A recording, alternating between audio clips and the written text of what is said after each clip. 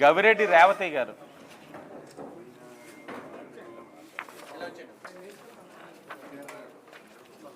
ఇది ఇవ్వండి, ఇవ్వండి దా రాజా గారు పట్టుకో. ఇది 1,50,000 వచ్చిందండి చెక్కు. వేగి వెంకటేశ్వరరావు గారు 50,000 వచ్చిందమ్మా. సోమంచి పుష్పవల్లి గారు 1,50,000 వచ్చింది సార్. వెంటనే చెక్ ప్రొడ్యూస్ చేసుకోండి.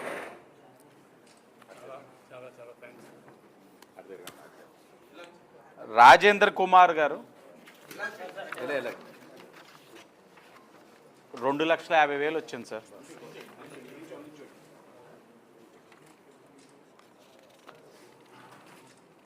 తానిన్కి కృష్ణదుర్గ గారు 40,000 వచ్చింది. అటు గొల్లు అనుషాదేవి గారు 2,56,000 వచ్చింది.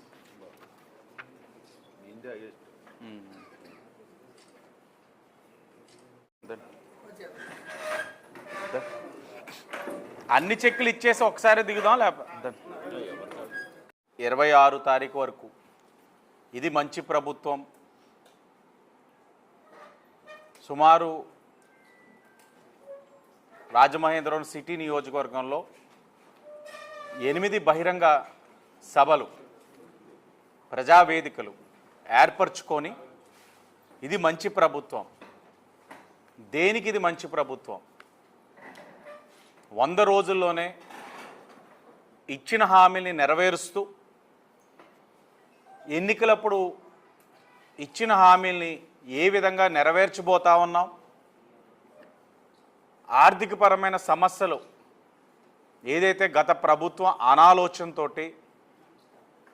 సంక్షేమానికి పరిమితం అవుతూ, ఆ సంక్షేమాన్ని కూడా తూట్లు పొడుస్తూ లక్షల కోట్లు అప్పు చేసి ఈ ప్రభుత్వానికి అప్పచెప్పిన తర్వాత కూడా ఎక్కడ అప్పు చేయకుండా ఈ 100 రోజుల్లోనే పెన్షన్లు పెంచున్నాం, అన్నా క్యాంటీన్లు తెరుచుకున్నాం, చెత్త పన్ను తీసేసాం, దివాళీలో ఏదైతే ఈ సంవత్సరం దివాళీకి ఒక గ్యాస్ సిలిండర్ ఉచితంగా ఇస్తా ఉన్నాం, ల్యాండ్ టైటిలింగ్ యాక్ట్ని రద్దు చేశాం, రైతన్నికి డబ్బు జమ వేశాం. ఇలా చెప్పుకుంటూ వెళ్తే ఈ 100 రోజులు అనేకమైన సంక్షేమ కార్యక్రమాలు చేశాం. ఎన్నికలప్పుడు ఇచ్చిన హామీలు సుమారు ప్రతి సమావేశంలో కూడా 2-3 వేల మంది వచ్చేవారు. ఒకటి అధికారికమైన సమావేశం కాబట్టి వస్తారని చెప్తా ఉన్నారు. వాళ్ళు రావడం కన్నా 2-2.5 గంటలు సమావేశం అవుతే ఆ 2.5 గంటలు కూడా సమావేశంలోని కూర్చొని వారికి అందిన సంక్షేమ కార్యక్రమాలని అవగాహన చేసుకుంటూ భవిష్యత్తులో మేము ఏం చేయబోతామన్న దాని మీద కూడా అవగాహన కల్పించుకుంటా ఉన్నారు. ఈ సమావేశాలు అయిపోయిన తర్వాత నేను మాట్లాడేవాడిని, కిందకి దిగి ప్రతి వ్యక్తితోటి మాట్లాడే కదిలేవాడిని. అక్కడి నుంచి ఏదో సమావేశం ఏర్పాటు చేసాం అయిపోయింది నేను దిగి పోలీసులు వాళ్ళతో వెళ్ళిపోవడం కాదు, వాళ్ళ సహకారంతో ప్రతి చోట దిగి మాట్లాడా. వాళ్ళ దగ్గర నుంచి వాళ్ళ సమస్యలు విన్నా, వాళ్ళు చెప్పినవన్నీ అవగాహన చేసుకున్నాం. చేయగలిగేది ఏంటి, అధిష్టానం దృష్టిలో చెప్పవలసింది ఏంటి అన్న దాని మీద కూడా అవగాహన చేసుకున్నాం. ప్రధానంగా వాళ్ళందరి బాధ ఏమిటంటే గత 5 సంవత్సరాలు అన్యాయంగా పెన్షన్ తీవేయబడ్డదనేది చాలామంది ప్రజల యొక్క ఆవేదన. ఒక కొత్త రేషన్ కార్డు ఇవ్వాల, 5 సంవత్సరాలు కొత్త పెన్షన్ ఇవ్వాల, షరతుల మీద షరతులు పెట్టి సంక్షేమ కార్యక్రమాలు దూరం చేశారు. ఇన్ని చేశారు కాబట్టే ప్రజలు వాళ్ళని అక్కడ కూర్చోబెట్టారు. మనం కూడా ఎన్డీఏ కూటమిగా మేము కూడా హామీ ఇచ్చాం. కొత్త పెన్షన్లకి సబ్ కమిటీ వేసి ఉన్నాం క్యాబినెట్. 5 సంవత్సరాలు అన్యాయంగా తీసివేయబడిన వారు, అర్హులైన అనర్హులు ఎవరైతే కాబడ్డారో వాళ్ళందరికీ స్పష్టమైన హామీ ఇస్తూ 50 సంవత్సరాలు దాటిన బీసీ ఎస్సీ ఎస్టీ మైనార్టీ మహిళలందరికీ కూడా పెన్షన్స్ కూడా అతి దగ్గరలో ఇస్తా ఉన్నామని వాళ్ళు హామీ ఇచ్చాం. కొత్త రేషన్ కార్డులు ఇవ్వలేదు 5 సంవత్సరాలు, ఒక్కటంటే ఒకటి ఇవ్వలేదు. ఇవ్వకపోగా తీసేశారు. అవి మళ్ళీ కొత్త రేషన్ కార్డులు ఇచ్చుకోవాలి. ఇవన్నీ ఒక్కొక్కటిగా వాళ్ళకి అవగాహన చేశాం. సుమారు 25,000 మందితోటి ఈ 8 బహిరంగ సభలు కూడా ఏర్పరచుకోవడం. అధిక శాతం 80% మంది ప్రజానికం సంతృప్తిగా ఉన్నారు. ఈ 100 రోజుల ఎన్డీఏ కూటమి యొక్క పనితీరు పట్ల సంతృప్తిగా ఉన్నారు. చంద్రబాబు నాయుడు గారి యొక్క నాయకత్వంలో, పవన్ కళ్యాణ్ గారి యొక్క డిప్యూటీ సీఎం గారు పవన్ కళ్యాణ్ గారి యొక్క నాయకత్వంలో ప్రజలు చాలా ఆనందపడ్డారు. విజయవాడ వరదల సమయంలోని స్పందించిన తీరుని వాళ్ళు అభినందించారు. అక్కడ ఆ వరద బాధితులకి ఇచ్చిన సహాయాన్ని కూడా వాళ్ళు అభినందిస్తూ ఉన్నారు. మునుపెప్పుడూ లేని విధంగా ఒక్కొక్కరికి జరిగిన నష్టాన్ని బట్టి చేసిన విధానం అందరూ కూడా హర్షం వ్యక్తం చేస్తూ ఉన్నారు. ప్రజలు ఎన్డీఏ కూటమితో చాలా స్పష్టంగా ఉన్నారు. 100 రోజుల్లో అన్నది చాలా సాహసంతో కూడిన నిర్ణయం, ప్రజల్లోకి అప్పుడే వెళ్ళిపోవడం అన్నది. మీరు గమనించండి, వైఎస్ఆర్ కాంగ్రెస్ పార్టీ అమ్మఒడి అన్నది సంవత్సరం కానీ అమలు చేయలేదు. ఎలా చేయాలి, 2 పిల్లలకి అన్నారు, ఒకరికి ఇచ్చారు, ఒకరికి కూడా ఏ విధంగా ఇవ్వాలి, ఆ ఒకరికి అక్కడ 1,00,000 మంది అర్హులు ఉంటే 50,000 మందికి ఇవ్వడానికి షరతులు ఏంటి, వాడికి అటెండెన్స్ ఉందా, లేకపోతే అక్కడ కరెంటు బిల్లు ఎక్కువ వచ్చేస్తే తీసేయచ్చా, అన్ని షరతులు పెట్టి సంవత్సరం తర్వాత ఇచ్చారు. మరి మేము మహిళా శక్తి ఇవన్నీ సంక్షేమ కార్యక్రమాలు కూడా 2-3 నెలలు అమలు చేస్తూ ఉన్నామని చెప్తా ఉన్నాం. ఆలోపీలు కంగారు పడిపోయి వైసీపీ వాళ్ళు ఈ ఎన్డీఏ కూటమి మీద 100 రోజుల్లోని దుష్ప్రచారం చేయడానికి చూస్తూ ఉన్నారు. వాళ్ళు ఆగే ఓపిక లేదు. 100 రోజుల్లో నిన్ను చేయగలిగామనేసరికి వైసీపీ వాళ్ళకి ఒక అభద్రతా భావం వచ్చేసింది. 100 రోజులు నిన్ను చేయగలిగారంటే రాబోయే రోజుల్లో వీళ్ళు ఇచ్చిన ప్రతి హామీని నెరవేరుస్తారన్న అభద్రతా భావంలో వాళ్ళు ఉన్నారు. ఇంకొక ప్రధానమైన సమస్య ప్రజలందరూ అడిగేది ఇళ్ల పట్టాలు. చట్టబద్ధత లేని ఇళ్ల పట్టాలు, సంతకాలు సరిగ్గా లేవు. అక్కడ భూముల దగ్గర నుంచి ఇంకా రైతుల దగ్గర నుంచి ఆ భూమి కొనుక్కోలేదు, వాటికి కూడా పట్టాలు ఇచ్చేశారు. అలాగే 5 సంవత్సరాలు టిట్కో ఇల్లు, గృహప్రవేశానికి కూడా సిద్ధంగా ఉన్న టిట్కో ఇల్లు కూడా వీళ్ళు ఇవ్వలేదు వైసీపీ వాళ్ళు. అది కూడా ఇమ్మని ప్రజలు అడిగారు. గౌరవ మంత్రి గారు నారాయణ గారితో కూడా చర్చించాం. అది ఒక 15-20 రోజుల్లోని గృహప్రవేశానికి సిద్ధంగా ఉన్న ఇల్లులన్నీ ఇవ్వడం జరుగుతుంది. అలాగే ఇళ్ల పట్టాల పైన కూడా ఒక 4-5 నెలలు పడుతుంది. ఏంటి అవకతవకలు, ఎకరం ఎంత ఉంది, ఎంత కొన్నారు, ఏ నాయకుడికి ఎంత వెళ్ళింది, ఈ ఆవు భూములో ఏ అవినీతి జరిగింది, ఇవన్నీ కూడా క్షుణ్ణంగా పరిశీలించి ఒక 4 నెలల్లోని ఇళ్ల పట్టాల పైన కూడా ఒక అవగాహన వస్తూ ప్రజలందరికీ కూడా సంక్షేమ కార్యక్రమం అందించే బాధ్యత ఎన్డీఏ కూటమిగా మేము తీసుకెళ్తా ఉన్నాం. ఒకే మాట మీద ఇక్కడ తెలుగుదేశం, బీజేపీ, జనసేన మేము పనిచేస్తూ ఉన్నాం, నడుస్తూ ఉన్నాం. ఈ 100 రోజుల్లో రాజమండ్రి సిటీగా మేము సాధించిన ఘనత కూడా చూడండి. ఒక పక్కన ఆర్యపురం కోఆపరేటివ్ బ్యాంక్ సాధించుకున్నాం. 100 సంవత్సరాల తర్వాత ఈరోజు ఎన్డీఏ కూటమిగా మేము దాన్ని గెలుపొందాం. మరో పక్కన జాంపేట కోఆపరేటివ్ బ్యాంక్ చూడండి, 98 సంవత్సరాల తర్వాత ఈరోజు ఎన్డీఏ కూటమి కైవసం చేసుకుంది. మరో పక్కన ఛాంబర్ అధ్యక్షులు చూడండి, 26 సంవత్సరాల తర్వాత మళ్ళీ ఎన్డీఏ కూటమి మేము కైవసం చేసుకున్నాం. 100 రోజులుగా రాజమండ్రి సిటీలో జనసేన, బీజేపీ, తెలుగుదేశం పార్టీ సాధించిన ఘనత ఇది. మీ భద్రత మా బాధ్యత అనే కార్యక్రమాలతో ప్రజలకు వెళ్తూ ఉన్నాం, చేరువవుతూ ఉన్నాం. నిన్ననే గౌరవ ఎస్పీ గారితో చర్చించాం. గతంలో షీ టీమ్స్ ఉన్నాయి, అది మహిళా శక్తి కింద ఏదో ఒకటి మీరు రూపొందించి ఆ మహిళా శక్తి అన్నది ఏదైతే మీ విమెన్ పోలీసింగ్ ఉన్నారో వాళ్ళందరితోటి ప్రజల్లోకి తీసుకెళ్ళండి, కాలేజెస్ దగ్గర పెట్టండి, ఆకతాయిల ఆటలు అరికట్టండి.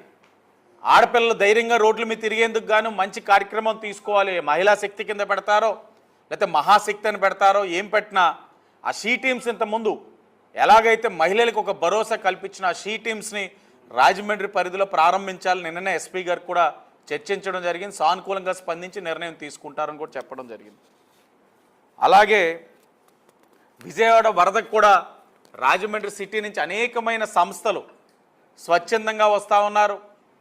వ్యక్తులు వారికి వారుగా వాళ్ళు స్వచ్ఛందంగా వచ్చి ఇప్పటికే సుమారు 25 లక్షలు విరాళాలు ఇవ్వడం ప్రభుత్వానికి అందజేయడం జరిగింది. ఈరోజు కూడా కొన్ని చెక్కులు వచ్చినాయి.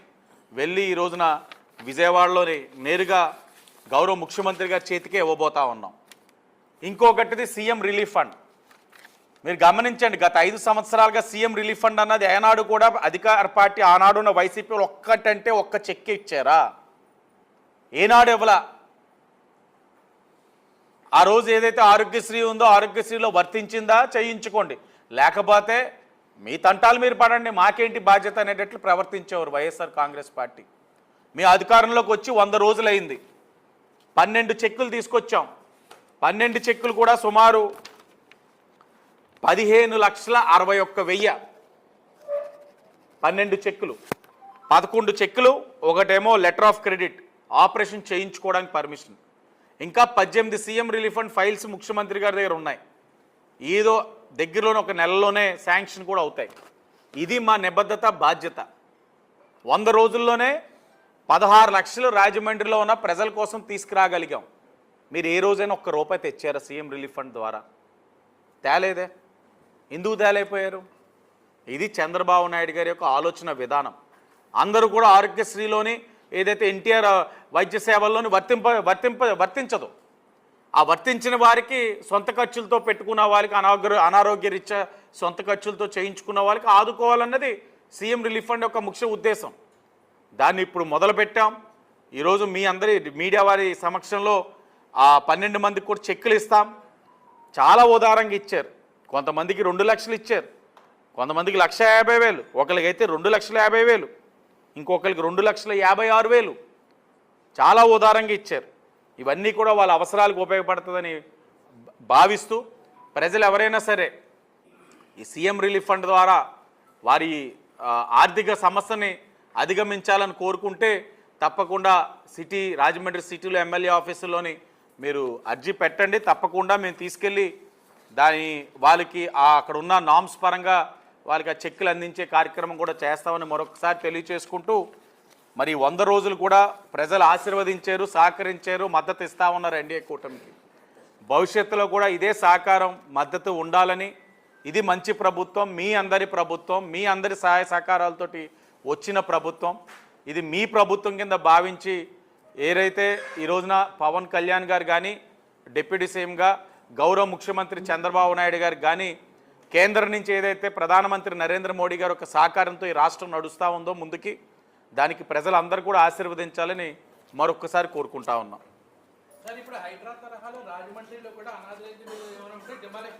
రైడ్రా దగ్గరలోనే మొదలవుతాం, వదిలేదు లేదు. అంటే ఒకటి విజయవాడ చూసిన తర్వాత మనం కూడా కొద్దిగా అప్రమత్తం అవ్వాలి. ఎక్కడైతే ఈ ఫుట్పాత్స్ ఇవన్నీ ఉన్నాయో దాని మీద మనం ఈ డ్రైనేజెస్ క్లీన్ చేసుకునే ప్రొవిజన్ ఉన్న చోట కూడా మనం అనాథరైజ్డ్గా పెట్టడం వలన రెగ్యులర్గా డ్రైనేజెస్ క్లీన్ చేయలేకపోతున్నారు. ఈ 5 సంవత్సరాలు వదిలేశారు గాలికి. ఆ షాపుల వాళ్ళు ఇచ్చే కమిషన్ కక్కుర్తిపడ్డారో ఏమో, మరి మాకు ఏదైనా కారణం కానీ వదిలేశారు.